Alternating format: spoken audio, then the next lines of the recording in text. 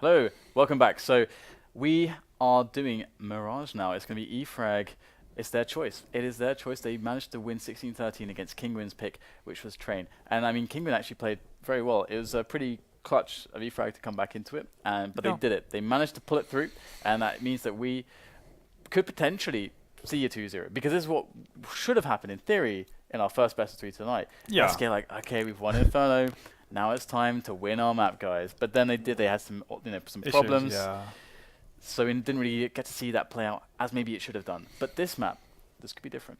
It could be different. From what we've seen so far, not that it's a whole lot from eFrag on Mirage. It is against Peter. Yeah, It's it's not different Kinguin. team. Yeah, it's not Yeah. Kinguin. I mean, you can try to hype him up as much as you'd like, but like Peter is not Kinguin. That's just Absolutely the bottom line of it. But still, like the fundamentals of what eFrag were doing are would still look solid, even if they were playing against the worst team in the world. Like you can see that their ID they have behind their setups and what they're doing in the rotations are really good, and that's something that you can bring with you as something to keep in the back of your head going into this one. Yeah. So I'm really excited to see how this is going to play out. I'm not really sure. I haven't seen Kinguin play that much just in general, and I can't remember the last time I saw them play on Mirage. So this is a bit of an unknown for me, and I'm not sure if they've played it that much either after Dennis joined up. So it's gonna be interesting to see. But I would favor eFrag going into Mirage. Yeah, me too. Especially after yesterday's CT, it wasn't so much their fragging, but it just you could see behind the fragging there was a solid base. Yeah.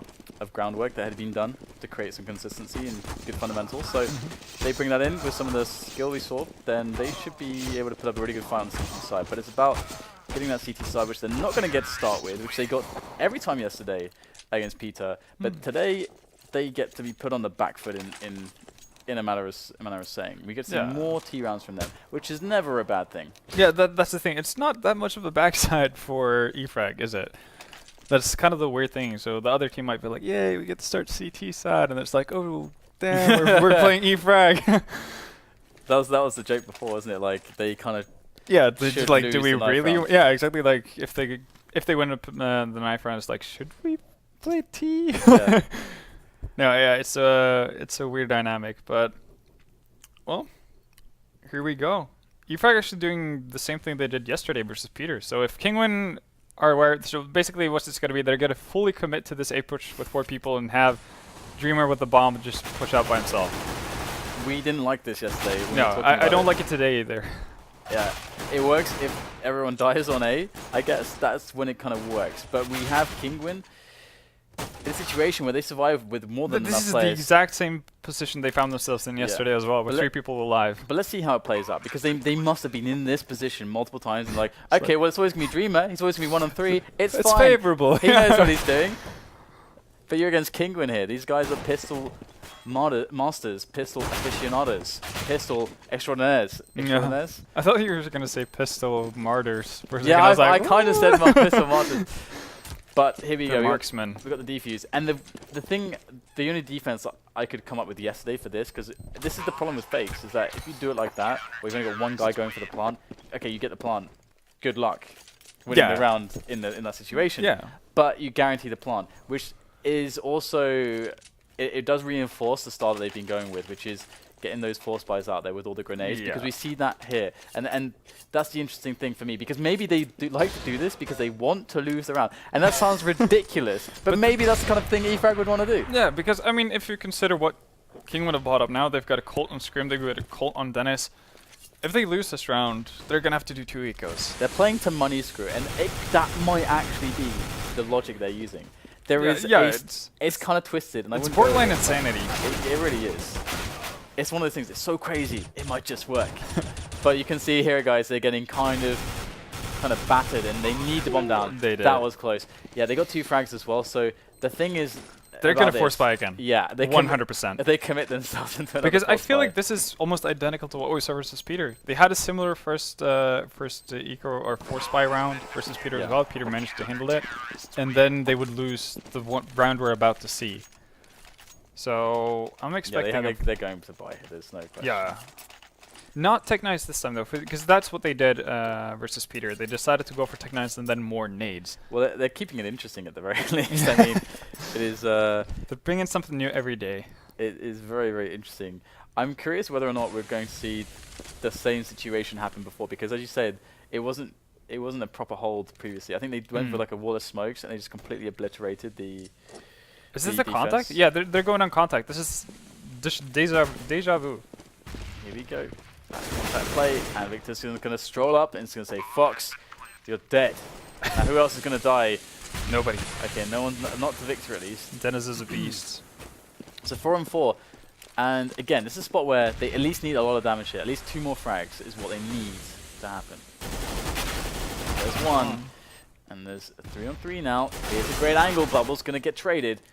Now they've got quite a few frags. So Spy Leader's in a good spot. No Molotov for him to be sneaky with. Oh, there's the re-defuse. Now he can go out. He goes for the shot. He gets the kill on the defuser. That is absolutely huge. They're going to win the round, and that is incredible. I have no words for that round and why they won it. Oh man! But it happened, and now it's E-Frag, man. It happened. Now it's exactly like you said. This is what happened yesterday. Then they ended up winning this round, and in fact, I think they didn't they 12-3 or something on. No. That was the. No, they didn't get the chance to play much more because they had such a good CT side. But I wouldn't put it past them to do that, to go on a massive run. Let's have a look. We're going to see some crazy plays. Scream gets the good timing, and he's going to get the good frag as well. Spined is down straight away. Yeah, and well, Kinguin actually being able to stay alive with one guy in that round allows them to buy up. Because this is the real round, really. Because it's like, okay, you've done the damage, you put them off balance. Now you've got to finish them off. This is like the finishing part. You know, fatality move from Mortal Kombat. Exactly. Like the guy is like the referees, you know, hitting the floor. Everyone's doing the countdown, and they get back up. Just need to knock him down one more time. Yeah. And Dreamer with 1 HP, I don't think he's going to find that. We see a very disjointed round here.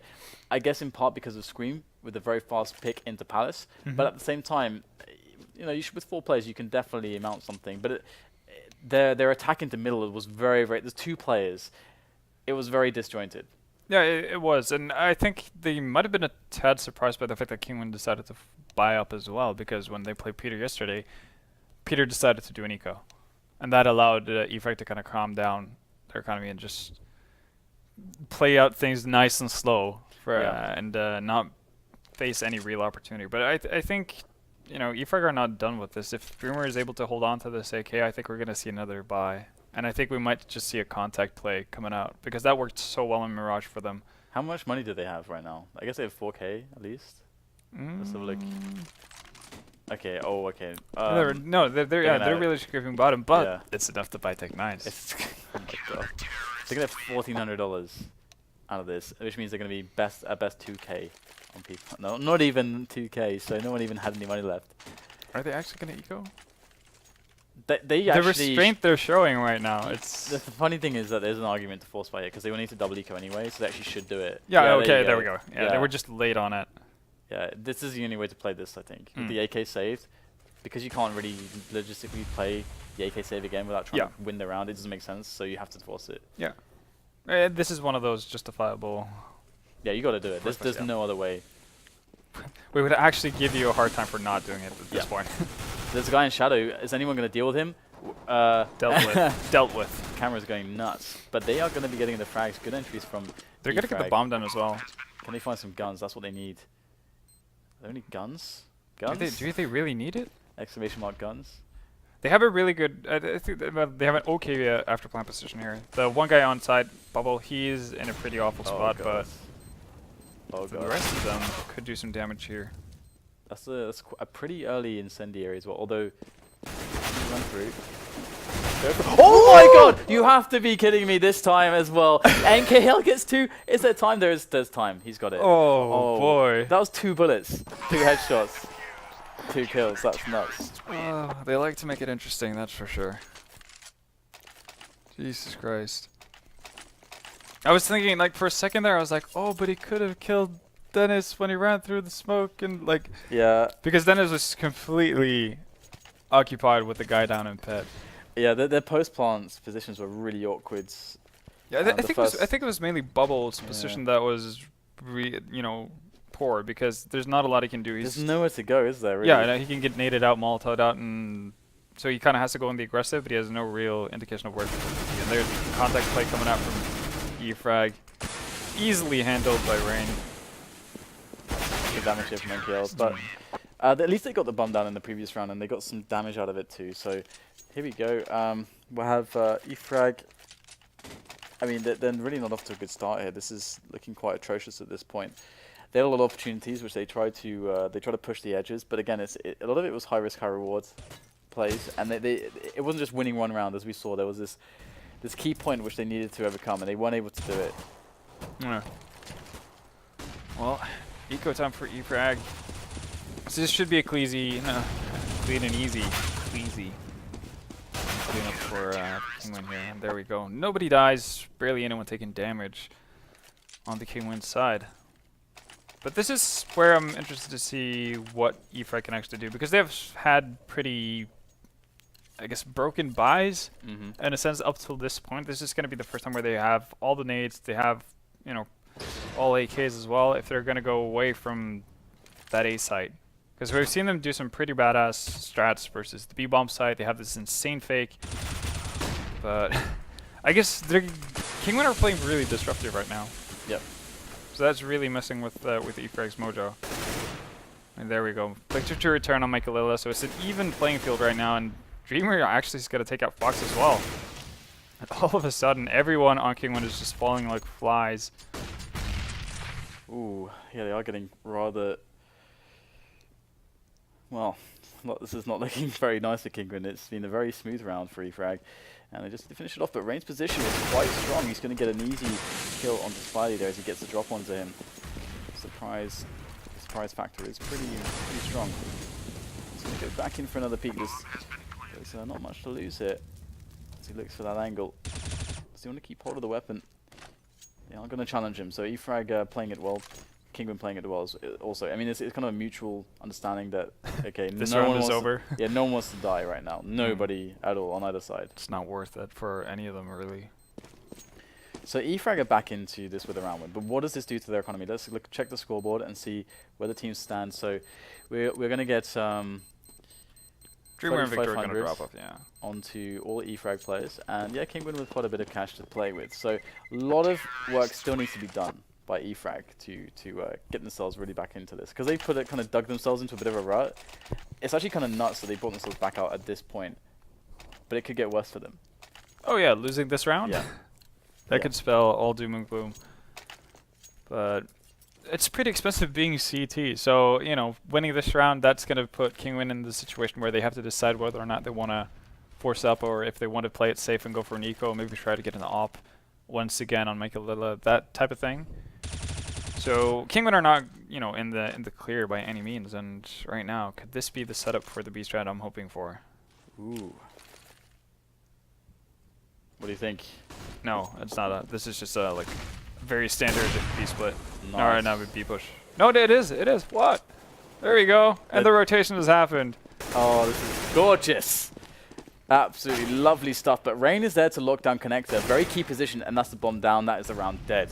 Thanks to Rain. But yeah, that's really cool. I don't think that I've seen that very recently, this strat, but not even Dreamer can save this one. Spidey is in the B-bomb site, and he's not really going to have a chance to win this round. There's not much he can do. I'm actually surprised that he's not opting to just run away, but I guess 40 seconds left. Kinguin have borderline enough money to justify hunting him. He might actually end up with Spy Leader picking up a frag here. This is smart. Here he goes. Is he gonna go for the knife as well, or? No. Just trying to play it safe. Good stuff, and yeah. There we go. But okay, yeah. So they did the B split. I think the only thing that, well, obviously Rain being in a perfect position to deal with that was the big issue. But imagine if Dreamer plays a tad more offensive in from apps, he can probably cut off Rain getting into that position as well. So there's definitely opportunity for E-Frag to get something more out of it. And you can see Kinguin definitely fell for it. They had 4 people pretty much on that B-bomb side by the time you had guys coming up connector. Yeah, complete and utter chaos. complete and utter chaos for EFrag to capitalize on. Rain in the steady hands in amongst all of that though. Yeah. And good hold here from Fox on connect. He does take a lot of damage though, so he's a little bit fragile at this point. And I wonder how EFrag are going to handle middle control, because they're looking to get the players in connector, because they have the setup on Palace and Slopes. They're going for that A play, the triple prong, the three-pronged attack. Michael is in a good position. Oh, he's going to come back in, but somehow he gets the frag there. I don't believe it. It's going to be Rain who's holding down things as well, and that's a double for him over by CT boxes, by the toll booth. It's looking clean as you like for Kinguin once again. It was a nice round being set up by EFrag. I appreciate what they were trying to do, but they just couldn't execute some of these kills. Kinguin are top notch when it comes to these battles. Yeah. No, they definitely are, and right now this is not going the way I expected it to go for EFrag. But they've also, you know, it's like you talked about, they could very easily fall down into that pit that they found themselves in the first 7 rounds. That's kind of what we're seeing right now. And, well, that was a fairly easy cleanup for Scream and Fox. I would say that EFrag, they only really need to get like 4 or 5 rounds, I think. But it's getting close to the point of no return there. The problem is that they're in this situation where they have to eco every other round. So, and with a situation like that, you're not going to get that many grenades to work with every buy round, and you basically have to get so much done to even affect a Kinguin who's on a roll like they are right now. Yeah, if you're going to affect their economy, you're going to have to kill 3 or 4 people each and every time. Yeah, I love how solid Fox has looked as well on connector, and we will even have a push on Slope from Rain. He's going to go straight to T-spawn, and that's always a nice move if you can get it. So much info, and but if he goes up mid and these guys slide, okay, now he's going to be able to find at least one. Victor is bound to die. There's no way that he's going to turn around. And he's going to go down, and there it is, with the reaction. Nice, just dispatching Rain there. And that actually puts it to a 3-on-3, but that position boosted up on the box from Michael is this is like the guaranteed you at least get 1 hit, probably 2. And Dennis is the distraction. He's the bait, and they think, oh, it's nice and clean now. There's nobody here. He's got the AK, so they can't even see the barrel, which is really, really nice because the M4A1S silenced or the silenced M4 is a very long weapon. And oh, that's a shame. Executed, and you could see that they wanted to plant for short because Dreamer had the potential to play that after plant position, which would have been really good. But there's no way for them to actually trade with Michael actually after he picks up that first frag. Yeah, so that just straight up wins Kinguin the round. That's a risky play from EFrag, but I guess in the situation there, they felt like they kind of had to go for it. They had no information as to where the remaining Kinguin players were. Okay, so a big round score for Kinguin, 10-2. It's really, really nice for them. They've been playing very solidly indeed. They've not really fallen too heavily for any of the shenanigans from EFrag, and when they have, they've been able to fall back on some really solid Counter-Strike. Some good individual plays. And now back to the usual EFrag that we've seen. Scrapping together what they can. With a lot of grenades. And throwing them all in the sky. Yeah.